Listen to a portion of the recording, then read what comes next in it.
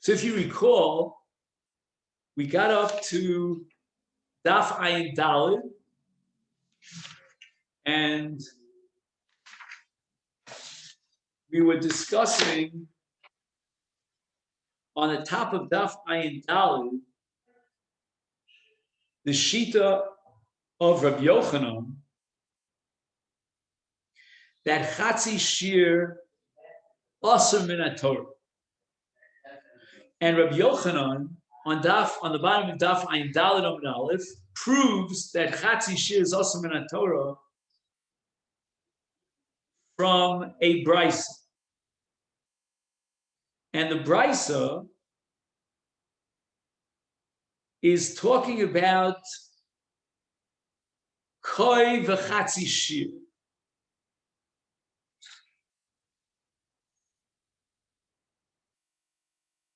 Now I know what chatzi shir is, but what's koi?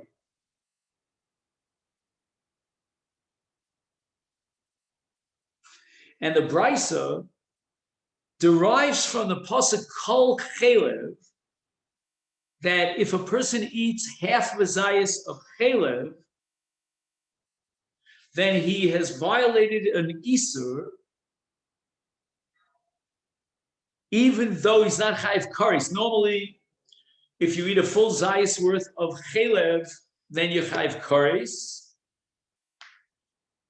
But the Torah says kol chelev to teach me that even less than a kazayis, a chatzi shir, although it doesn't generate a chiyuv kares, it nevertheless is an isur min Torah, and the same applies to a koi. A koi is a suffix chaya, suffix behem. We don't know the status of a koi. We'll see why as we go along. And the law is that chelev is only prohibited in the case of a behem. But chelev chaya, that meant chelev oaf as well, is mutar min Torah. Again, the Rabbanan asked it, but on a deraisa level, you're allowed to eat the chelev of a chaya, of a deer, let's say. However, in the case of a koi, we don't know what its status is. Does it have the status of a behema, and therefore the chelev is asur with a chiyuv kares, or does it have the status of a chaya, which means that the chelev is mutar? And the brisa derives from the extra word kol in the pasuk called chelev, that even a koi is asur without a chiyuv kares, and also chatzi shir. That's going to be the proof that Rabbi Yochanan adduces from this brisa against Reish Lakish.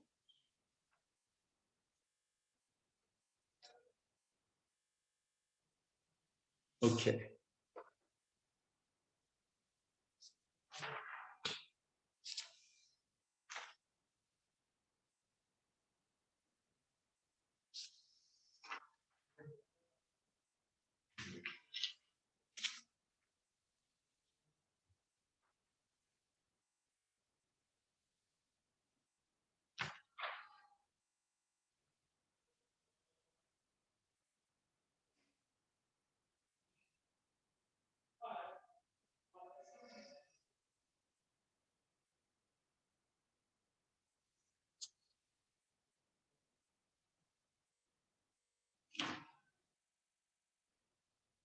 Sorry, somehow I got lost here.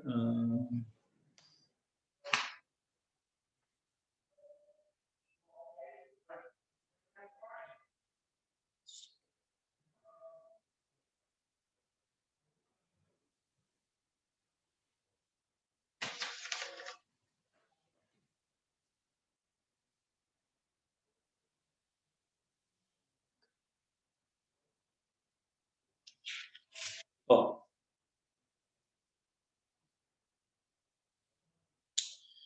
So this was the proof that Rabbi Yochanan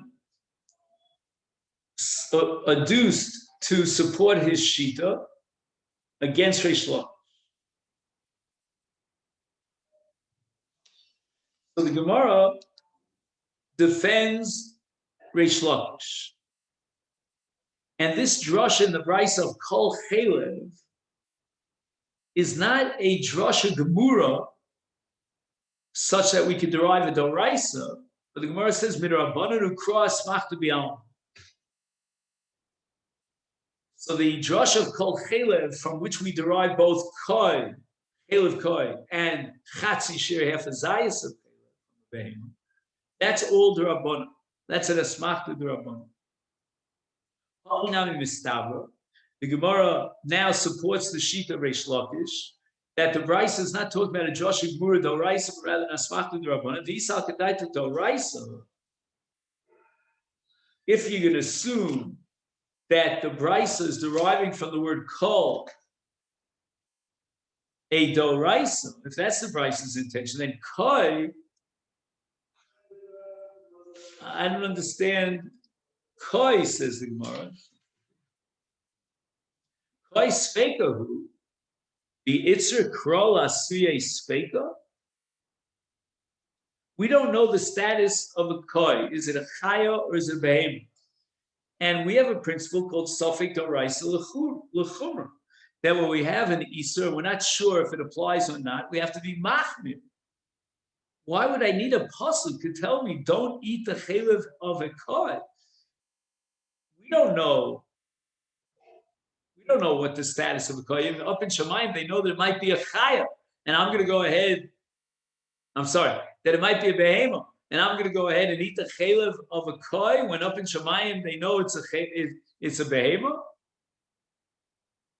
For sure not. So why do I need an asmachta d'Rabbanan from the word Kol to derive the conclusion I'm enjoined from eating the chelev of a Koi? For sure, even in the absence of the word Kol, I would come to that conclusion because I don't know. It's a 50% chance that a Koi might be a Behemoth.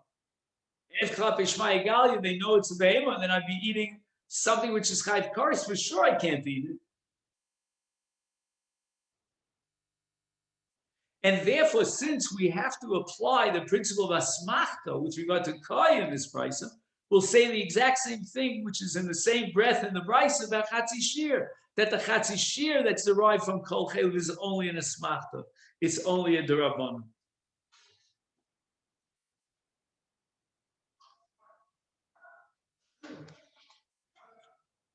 So the Gemara says, and here we're going to turn to Daf Ayin Daled Amud Beis, Imishum Holo A'ira. That's not a proof. This cannot be logic adduced to support Reish Lakish that the Brisa is talking about an asmachta d'Rabbanan, because otherwise there's a suffix itzer d'oraisa. A savar, the time of this Brisa hold, and here we turn to the Ayin Daled Amud Beis. Koi bria b'fnei atzmai. Koi is neither a chaya, it's not for the species, nor is it a behemoth. It's a new species, a new entity. And we simply don't know whether or not it's a chaya or a behemoth. In fact, just 1 second. So now we're going to say that the chelev of a koi is asur d'oraisa. That's the chiddush of the word kol. And they were back in Rabbi Yochanan's turf, and even Chatzi Shir is d'oraisa. So the brisa combines koi and Chatzi Shir, both being derived from the pasuk kol, that you're not allowed to eat the chelev neither of a koi nor of Chatzi Shir. And that's d'oraisa. You're asking me, well, anyway, a koi is a suffix. No. Koi is not an issue of a suffix. Koi is a birya b'fnei atzma. And we have no clue as to whether or not it's a chaya or a behemoth. Again, how does the Gemara, is there any support to prove that Koi is a birya b'fnei atzma? That's we'll see the next line in the Gemara. But whatever it is, the Gemara is assuming now that Koi is a birya b'fnei atzma. And now that we need to know whether there is a quasi status or a semi status of behema, such that now the chaylev is also. That's a doraisa question. And Chatzishi is also going to be a doraisa question.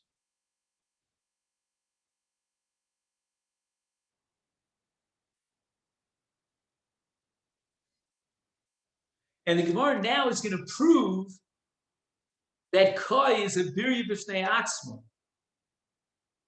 Now, just by way of background, the pasuk in Vayikra Perek Zayin regarding dam says v'chol dam lo sochlu b'chol moshvo secher lo ofela behem. And the Gemara quotes a brisa. This is a Masechet Krisus on Daf Chaf Aleph.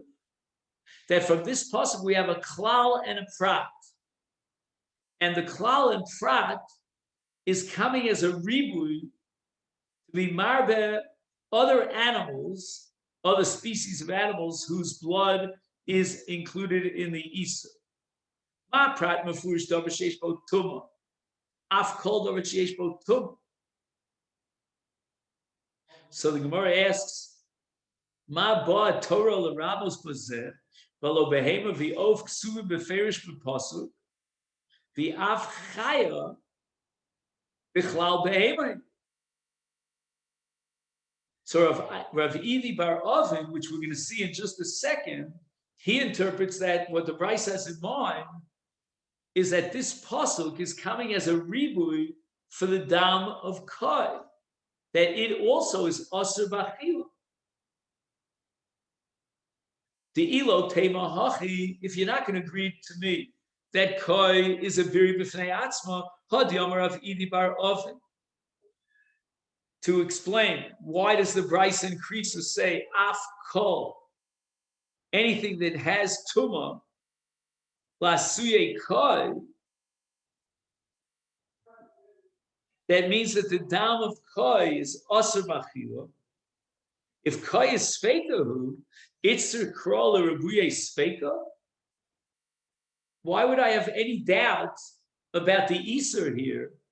In the case of dam koi, I don't need a pasuk to be marbe the iser of achilas dam shel koi, because whether it's a chaya or it's a behema, there's definitely an iser of dam, because with regard to dam, there's no difference between a chaya and a behema. So we might have, if you tell me there's a suffix, I don't know whether to classify koi as a behema or as a chaya. Either way, whichever way you cut the cake, it comes out that the dam of a koi is awesome.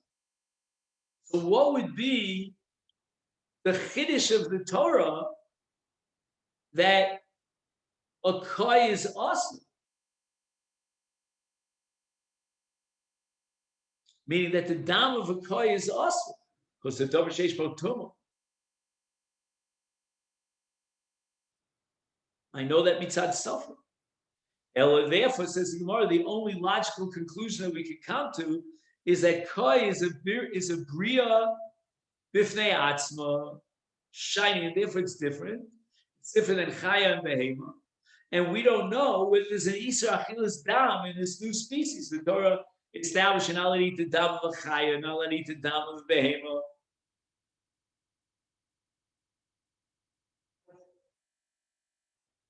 What about the dam of a koi? Achinami, so to our brisa that derives the itza chelev from the word kol, in the case of koi, is bria, shining. It's different than behem and chayim. Therefore, we need a pasuk to teach us that the chelev of a koi is awesome.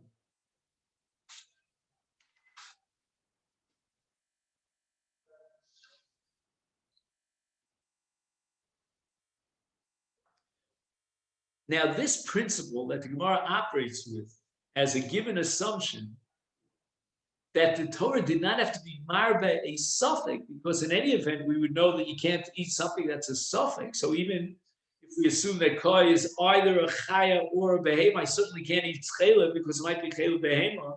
So why would the pasuk come, as Rish Lakish insists, and to teach us kol chelev that you're not allowed to eat the chelev v'koi. Obviously, even without the kol chelev, I couldn't eat the chelev v'koi.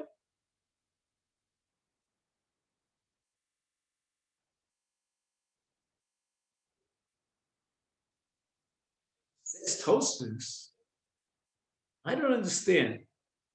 Are you telling me that wherever we have a suffix, we're going to always ask the same question? Itzer krolas lasure suffix. Do I need a kra to teach me that I have to stay away from a suffix? Let's say, for example, in Masechet Yoma, the Gemara has a drasha, asiri vadai velo asiri suffix.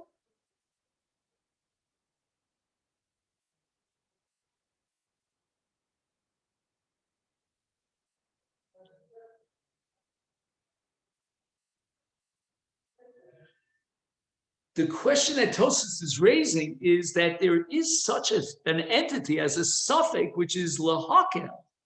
If you're looking for a precedent for a case where the Torah allows you, in a case of a suffix, it would be bechar behema, because bechar behema is asire vadai velo asire suffix. So sometimes the Torah excludes suffix.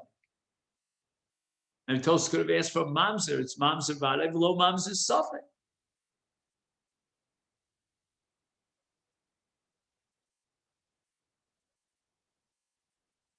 But why does the Gemara assume, without even doubting it, that any time that you have a suffix, automatically you assume it's awesome? And I don't need a pasuk to be marva these. That's not really true. You could have cases where the Torah says you're only also you're enjoined from a vadai situation, but not from a suffix. You have suffix chelev. I don't know if this is a chaya or a behem. Maybe the Torah would say in such a case that it's not awesome.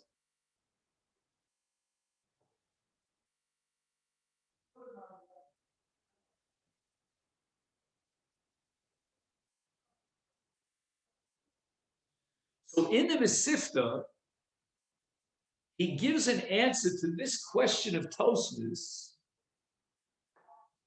by quoting a tshuva of the Marit.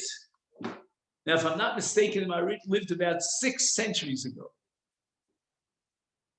And he says the following, Hacha b'koi sheba pasuk lesser is shamir maksha gemara itzer krolis speika.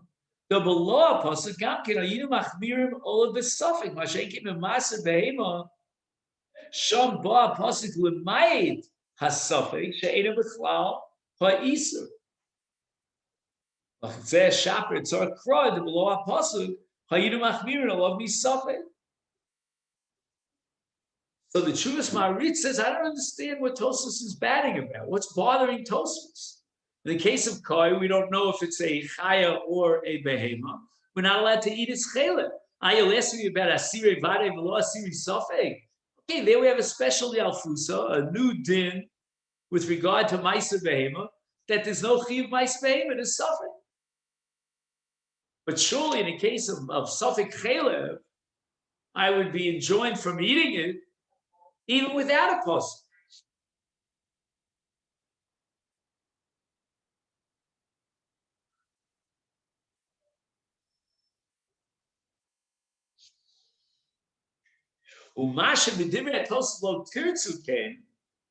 Let's derive from the fact that Tosfos was asking this guy. He wouldn't give the answer to the Marit, and Tosfos was also smart enough, he could have come up with this answer to the Marit. Is not to kedas haRambam this suffix doraisa ein isuro elo midrabanan. You hear this, Maisa? There's a machlokas between the Rambam and the Rashba, and it forms the first chapter of a book called the Shev Shmaitito, which was authored by the Malak Tzos. And the Rashba holds that suffix doraisa lechumra is a doraisa. The Torah says avoid suffix. And the Rambam disagrees that he holds the whole entity of suffix deraisa lechumra is all derabanan. So with deraisa, we could be makil and a suffix. And if that be the case, why does the brisa bother? I'm sorry.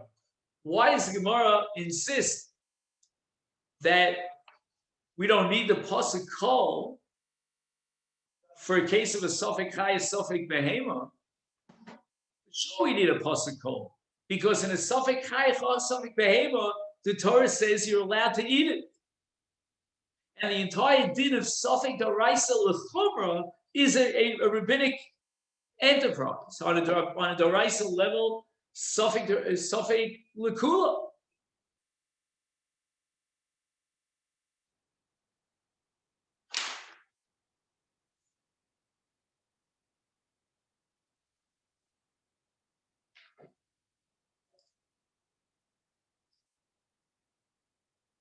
So basically, when we come back to Bechar Maser Bechar, and we say Asiri Vade Velo Asiri Sofik, that's just an application of a universal rule, if we assume it like the Rambam sheet against the Rashba, that Sofik Daraisa Lechumr is only Midrabanan, but Daraisa is Lekula.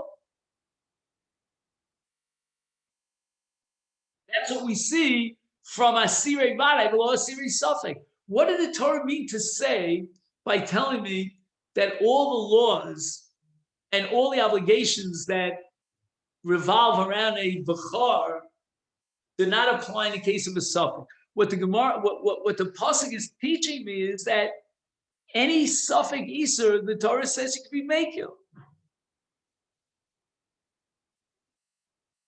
Okay. Now, what is koi?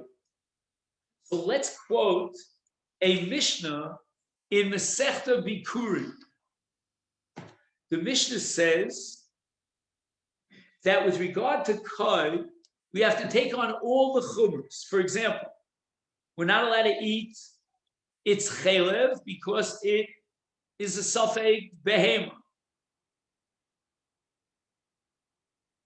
We have to take on the chumrah of kisui adam because the mitzvah of kisui adam applies to a chaya and not to a behema. So in the case of koi, number one, we're not allowed to eat the koi. And number two, we're not allowed to eat the chelev of a koi. And number two, we're going to require kisui adam in the case of a koi. And all this comes from a Mishnah in Masechet Bikurim, in the second parak. On that Mishnah, because again, Bikurim is in Zroya, so we don't have any Bavli, but we have a Yushalmi. And the Yushalmi says that there's a machlokes exactly what koi is. So we'll start with the sheet of Rabbi Eliezer. Rabbi Eliezer says in the Yushalmi that koi is born from a breed where you breed together a tayish and a tzvia. Tayish is a behema and tzvia is a chaya.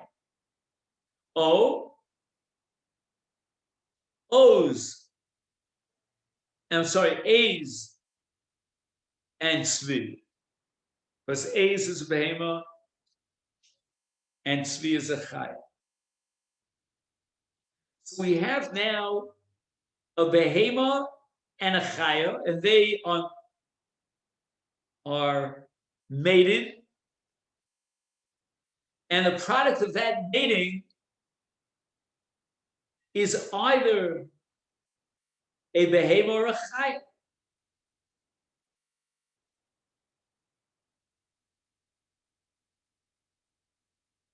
That entity, that koi,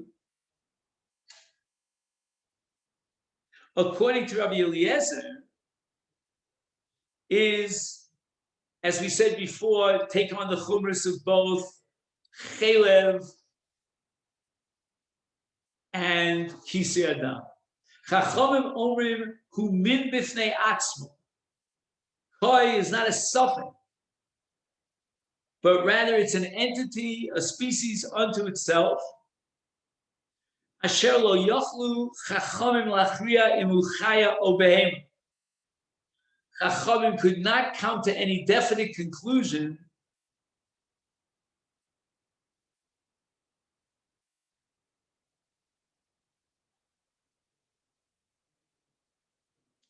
as to whether or not this min, this new entity, which is called Birya Bifnei Atzma, whether it has dinim of behema or dinim of achaya.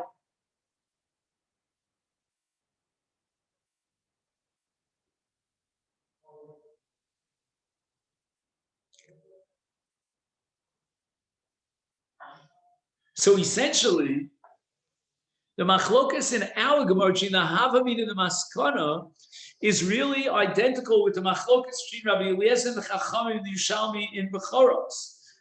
And that means that Rabbi Eliezer is operating within the framework of Safek, and we don't know if the status of the koi is that of a tayish or that of a tzviya, which one of its parents, where the Chachamim, like the Maskana of our Gemara, maintain that koi is a min bifnei atzma, which means it's not a chaya and it's not a behema. It's a new reality. It's a new mitzias.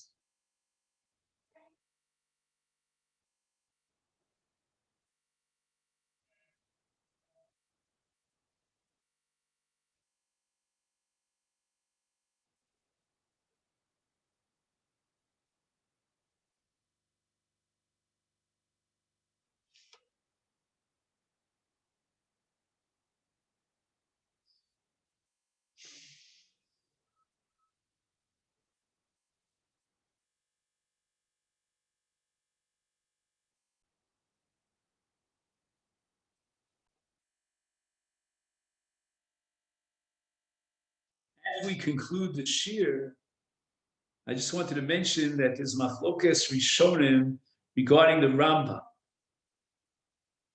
Eich nokat lefarish mitzius hakoi. How did the Rambam understand the reality of koi? Yeshuk Rishu Rambam nokat sharam nokat shumin bifnei atzmo. The Rambam accepted that opinion that koi is a separate species unto itself. Yeshuk Rishu nokat shumba nikloi behema v'chai. Comes from a mating, a mixed breeding of a behema and a chai.